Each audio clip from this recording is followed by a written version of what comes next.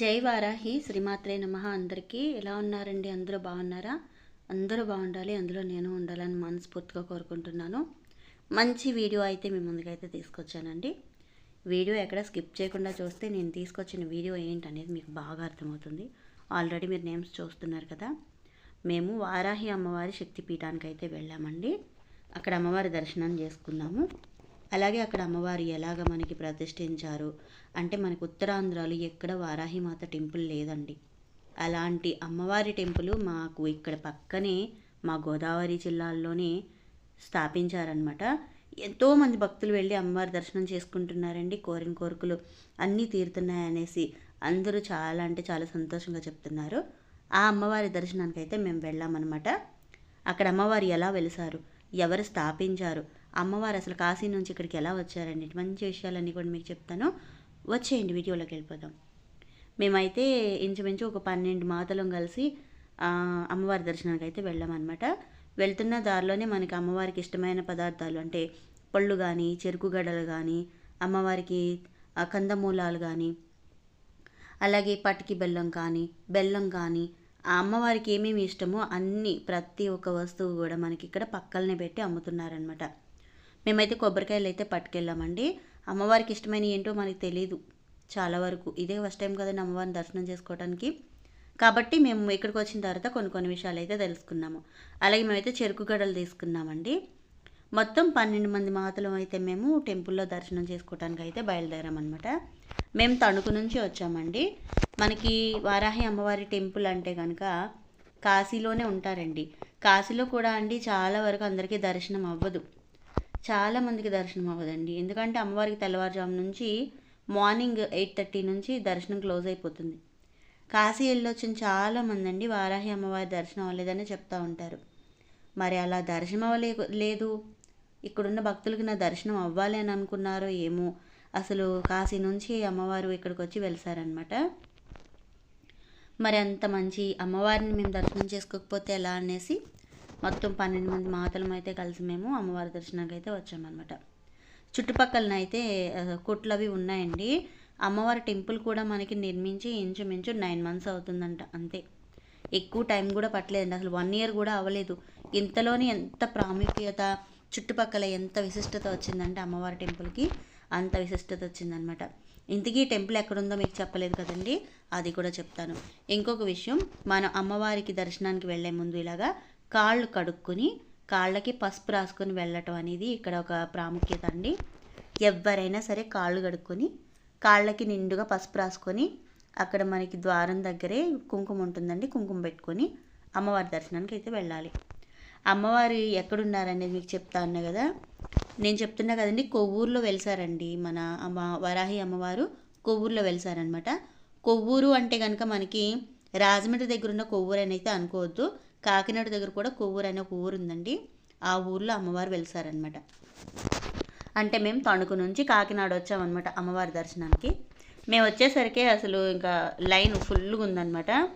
ఎక్కడికక్కడ అమ్మవారి గుడికి ఇంకా నిర్మిస్తూ ఉన్నారండి, కొత్తగా మోడల్ చేస్తూ ఉన్నారనమాట. టెంపుల్ అయితే అస్సలు ఖాళీ లేదు. ఇంకొకటి, మనం ఎంతమంది వెళ్ళినా సరే దర్శనం ఫ్రీ అండి. టికెట్ల ద్వారా దర్శనం చేసుకోవాలి, క్యూ లైన్లో రావాలి. క్యూ లైన్లో రావటం అయితే కరెక్టే, కానీ దర్శనానికి ఎటువంటి టికెట్ లేదండి. అంటే అమ్మవారు దర్శనానికి టికెట్లు తీసుకోవటం కాదు కదా, ఎదుటి వాళ్ళ దగ్గర ₹1 కూడా తీసుకోవద్దు, నా గుడిని మీ సొంత డబ్బులతోనే నిర్మించండి అని చెప్పారటండి. అది గుర్తుపెట్టుకొని మన అమ్మవారిని ఇక్కడికి తన భక్తితో తీసుకువచ్చిన ప్రసన్న గారు పెట్టిన నియమం అనమాట.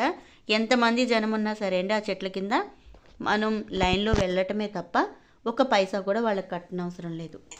అమ్మవారి దర్శనం అయితే చాలా అంటే చాలా బాగా జరిగిందండి.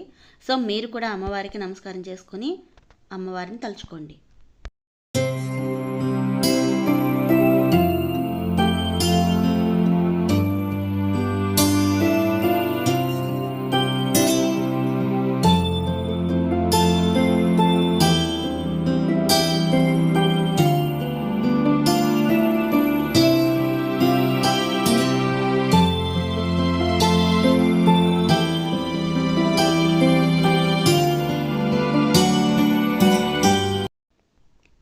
అమ్మవారి దర్శనం చేసుకోవడానికి వచ్చిన ప్రతి ఒక్కళ్ళు కూడా అనారోగ్య సమస్యలు, వాళ్ళ ఇంట్లో ఉన్న రకరకాల సమస్యలన్నీ కూడా అమ్మవారి ముందు విన్నవించి మొక్కుకుంటున్నారండి.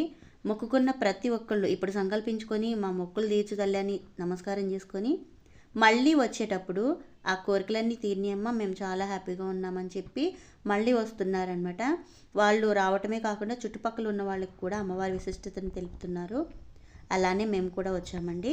అండ్ అలాగే అక్కడ ఉన్న ప్రతి ఒక్కరు కూడా అమ్మవారి విశిష్టత చెప్తున్నారు.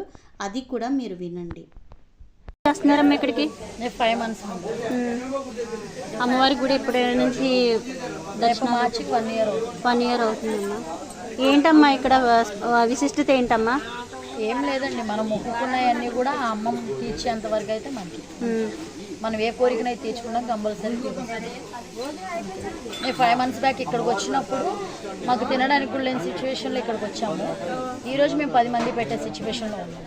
అంతే, ఆ అమ్మవారి దయ వల్ల. అలాగే అక్కడ అమ్మవారిని దర్శనం చేసుకున్న ప్రతి ఒక్కరు కూడా అమ్మవారికి దర్శనం చేసుకునే భాగ్యాన్ని ప్రసాదించిన లక్ష్మీ ప్రసన్న గారిని కూడా అందరూ కలుస్తూ తనకి పసుపు, కుంకుమ, గాజులు అన్నీ సమర్పిస్తున్నారండి. లక్ష్మీ ప్రసన్న గారితో మేము కూడా మాట్లాడాము. ఆ మాటలు కూడా మీరు వినండి. అండ్ అలాగే మనకి ఇంతటి భాగ్యాన్ని ప్రసాదించిన లక్ష్మీ ప్రసన్న గారు ఎప్పుడు బాగుండాలని అందరూ కోరుకుంటున్నాము. మీరు కూడా కోరుకోండి. ఉభయ గోదావరి జిల్లాలో ఎవరున్నా సరే ఈ వారాహి అమ్మవారి టెంపుల్కి వచ్చి చక్కగా దర్శనం చేసుకొని మీ కోరికలన్నీ కూడా అమ్మవారికి చెప్పి మీరు సంతోషంగా ఉండాలని నేను మనస్ఫూర్తిగా కోరుకుంటున్నానండి. అలాగే కాశీ నుంచి అమ్మవారు ఇక్కడికి ఎలా వచ్చారు, ఎలా పూజించారు, ఎలా టెంపుల్ నిర్మించారు అనే విషయాలన్నీ కూడా కావ్యశ్రీ మీడియాలో ఉంటాయండి. వారి ఛానలే అది.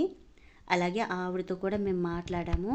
అమ్మవారిని ఎలాగ మీరు ప్రతిష్ఠించారు, అమ్మవారు అసలు మీకు ఎలా కనిపించారు అనేది, అలాంటి మంచి మంచి విషయాలన్నీ కూడా ఆవిడని అడిగి మేము తెలుసుకున్నాము. కొన్ని సౌండ్ డిస్టర్బెన్స్ ఉన్నాయి కాబట్టి నేను కొన్ని ముక్కలు మాత్రమే యాడ్ చేశానండి. ఏమీ అనుకోవద్దు. కానీ మీకు కొంచెం అన్న ఇన్ఫర్మేషన్ దొరుకుతుందని నేనైతే అనుకుంటున్నా. ఒకసారి వినేయండి. అమ్మవారిది గ్రహ ప్రకృతి అయితే అది చాలా ఫస్ట్ ఎక్కువ అమ్మవారిని పూజించేదాన్ని. నేను చాలా ఎక్కువ కొలిచేదాన్ని వారాహి అమ్మవారిని. చాలామంది నవరాత్రులు పూజించి అమ్మవారిని తర్వాత మళ్ళీ నవరాత్రులు పూజించాలి అనుకుంటారు. అమ్మవారిని ఫస్ట్ నేను ఎక్కువగా పూజించేదాన్ని, చాలా ఎక్కువగా పూజించేదాన్ని. చాలామంది నవరాత్రులు అయిపోయిన తర్వాత అమ్మవారిని వదిలేస్తారు, తర్వాత మళ్ళీ వారాహి నవరాత్రులు వచ్చినప్పుడు పూజిద్దాంలే అని అనుకుంటారు. బట్ నేను అలా కాదనమాట. అమ్మవారిని డైలీ నిత్యము అమ్మవారిని నా శక్తి కొలది పూజించేదాన్ని. అంటే అమ్మవారికి ఇష్టమైనవి ఏవో నా శక్తి కొలది పెట్టి పానకం కానీ దానిమ్మ గింజలు కానీ నేను ఏది వండితే అది అమ్మవారికి నివేదన చేసి వారాహి కవచము, అష్టోత్తరము, స్తుతి ఇవన్నీ ఉంటాయన్నమాట. అవన్నీ డైలీ నిత్యం చదువుకుంటూ ఉండేదాన్ని రాత్రి సమయంలో. అలాగే అమ్మవారిని కూడా ఎక్కువగా అలంకరణ చేసుకుని చుట్టుపక్కల ఉండే చెట్లలో పూలు ఉంటాయి కదా, ఆ పూలన్నీ కోసుకొచ్చి నాకు నేనుగానే నా సొంతంగా మాల కట్టి అమ్మవారికి అలంకరణ చేసి ఫోటో చూసుకొని మురిసిపోవడం, ఒక బిడ్డలాగా ఒక తల్లిలాగా చూసుకుంటూ ఉంటాను. అలా చేస్తున్నప్పుడు మా బ్రదర్కి హెల్త్ బాగాలేనప్పుడు ఒప్పుకున్నాం అన్నమాట. అన్నయ్య నేను ఆ బాధ తగ్గట్లేదు చాలా. అప్పుడు హాస్పిటల్కి తిరిగినా తగ్గకపోతే నవరాత్రుల్లో అమ్మవారిని నిలబెట్టి చేశాను వారాహి నవరాత్రుల్లో. ఆ వ్రతం అయ్యేటప్పటికి బాధ ఏదైతే ఉందో తగ్గితే కనుక నీకు గుడి కట్టిస్తాను తల్లి అని మా బ్రదర్ అనుకున్నాడు అనమాట. నేను పూజిస్తుంటే నేను వ్రతం చేశాను, మా బ్రదర్ ఏమో మొక్కుకున్నాడు. అలాగే మేము ఏదైతే కోరుకున్నామో అదేవిధంగా అమ్మవారు దయ వల్ల హెల్త్ ఇష్యూ ఒకటి క్లియర్ అయింది. ఆ తర్వాత అమ్మవారి కళలో కనిపించి బ్రదర్కి ఏమీ మీరు బయట ఎవరి దగ్గర ఏమి తీసుకోకండి, మీరే ఓన్గా కట్టండి, ఎవరి దగ్గర పైసలు తీసుకోవద్దు అనేసి చెప్పారు. ఆ విధంగానే మేము చేసాము అమ్మవారి ఆజ్ఞ ప్రకారం. అలాగే ఎవరికైతే మాకు ఎలాగైతే బాధలన్నీ నెరవేరినాయో అలాగే అందరి కోరికలు నెరవేరుతాయి అన్నమాట. ఈ టెంపుల్కి మనం చాలా ఈజీగానే రావచ్చండి. కాకినాడకి ట్రైన్ ఉంది, అలాగే బస్సులు ఉన్నాయి. లేదు సొంత వెహికల్తో మేము రావాలనుకున్నా సరే ఈజీగా రావచ్చండి. అండ్ అలాగే కాకినాడ దగ్గర ఉన్న కొవ్వూరు గ్రామంలో ఉన్నారండి వారాహి అమ్మవారు. తప్పకుండా అందరూ దర్శనం చేసుకోండి. ఇంతటి భాగ్యాన్ని ప్రసాదించిన లక్ష్మీ ప్రసన్న గారు నిత్యం ఎప్పుడూ సంతోషంగా ఉండాలని మనస్ఫూర్తిగా అయితే నేను కోరుకుంటున్నాను. ఆ దర్శనం అయిన తర్వాత మీరు కూడా అలానే కోరుకుంటారు. ఇంకా చెప్పాలంటే వారాహి అమ్మవారు వెలిసిన ఈ ప్రదేశం కూడా చాలా పునీతమైందనేసి నేనైతే అనుకుంటున్నాను. అక్కడికి మనకి కాశీ వెళ్తే మనకి అమ్మవారి దర్శనం అయితే అవ్వదండి. అలా అమ్మవారి దర్శనం అవ్వదు. అవ్వలేదు అని ఫీల్ అవుతున్నా, ఎవ్వరు ఫీల్ అవ్వకుండా ఉండడానికే అమ్మవారు ఇక్కడికి వచ్చి వెలిసారా అన్నంత ఆనందంగా నాకైతే అనిపించింది. అందులో భాగంగానే మేము కూడా వెళ్ళి దర్శనం చేసుకున్నాము. ఇక నుంచి నేను కూడా జై వారాహిమాత అంటూ అమ్మవారి నామాన్ని పఠిద్దామని అనుకుంటున్నాను.